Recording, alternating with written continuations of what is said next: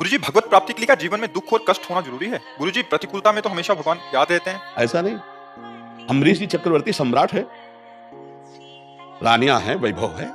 ऐसा कहा कि केवल वो बेचारा दुख ही दुख भोग रहा है, बड़ा कष्ट पा रहा है, ऐसा नहीं। अगर जीवन की धारा में सबके दुख सुख आते हैं, ध्यान रखना, कोई ऐसा नहीं। अरे जब भगवान अवतरित हो रहे हैं तो आप देखो, जिनका नाम लेकर माया मुक्त हो जाते हो, भगवान कहां अवतरित हो रहे हैं? कंस के कारागार में कैद, हथकड़ी बेड़ियों से जकड़े हुए और राक्षसी स्वभाव के पहरेदारों से घिरे हुए देव की वसुदेव, और वहां प्रकट कौन हो रहे? जगत को मोक्ष प्रदान करने वाले भगवान। सामर्थ्य अपार, असीम, अनंत, और लीला मुझे अभी नंदालय में छोड़ा, अभी समय नहीं आया उसका, समय आएगा तब हम उसको देख लेंगे। छुप के रात्रि में 12 बजे के बाद ठाकुर जी को ले जा रहे हैं। सामर्थ्य कितनी भगवान के एक संकल्प मात्र से असुरों का विनाश कर दें। दशरथ जी उनके वियोग में प्राण त्याग रहे हैं और भगवान 14 वर्ष के लिए वनवास। ये दुख सुख की जरा लीलाओं को आप इधर भी तो देखिए, जब भगवान अवतरित हो रहे तो संत गृहस्थ जो भी है, ये दुख सुख से बना हुआ शरीर है, जिसको कहते हैं शुभ अशुभ कर्म, इन दोनों से बना हुआ है। वो समय समय पर आते रहते, कभी दुख आता है, कभी सुख आता है। पर जो भगवान का उपासक होता है वो इस सांसारिक सुख में लिप्त नहीं होता और सांसारिक दुख में कभी दुखी नहीं होता, दोनों में सम रह करके वो आगे बढ़ता है। भगवान ऐसी सामर्थ्य देते हैं। तो ऐसा जैसे कि भक्तों को केवल दुख ही मिलता है, ऐसा तो नहीं है।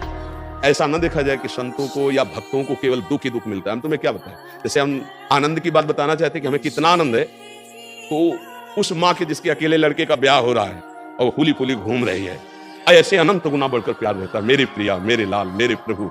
क्योंकि अनंत जन्मों से बिछड़ा हुआ भगवान का अंश जब अपने अंशी के समीप कृतकृत्य हो जाता है, आनंद मगन, ये केवल बातों से नहीं होता, ये अंदर की बात से होता है। तो ये कोई आरोप न लगाए कि भगवान अपने जनों को दुख देते हैं। ये जरूर है कि दुख और सुख जिससे मिलते हैं वो दो कर्म होते हैं, पुण्य और पाप, उससे सबका शरीर बना रहता है। तो कभी पापी पुरुष को भी बहुत अच्छा अवसर आता है और कभी दुख आता है, कभी किसी महात्मा को बुरा अवसर आता है, कभी सुख आता है। ये क्रम चलता रहता है, लेकिन स्थिति दोनों में अंतर होगी। वो प्रकृति के भोक्ता भाव में होगा, वो परमात्मा के आनंद में मगन होगा। ये अंतर कोई नहीं देख पाता। बाहरी दृष्टि तो देख पाता है कि वो संत दुखी है, कैंसर हो गया है, उनको ये हो गया है, तो क्या गृहस्थों को नहीं होता क्या? तो अब हमें है तो इसलिए हजारों जान रहे हैं कि इनके है, लेकिन ऐसे बेचारे हैं जिनको तुम जानते ही नहीं, और हजारों के रोग होगा। तो कहा जाता है कि महात्मा को दुख क्यों मिला, हमें दुख नहीं।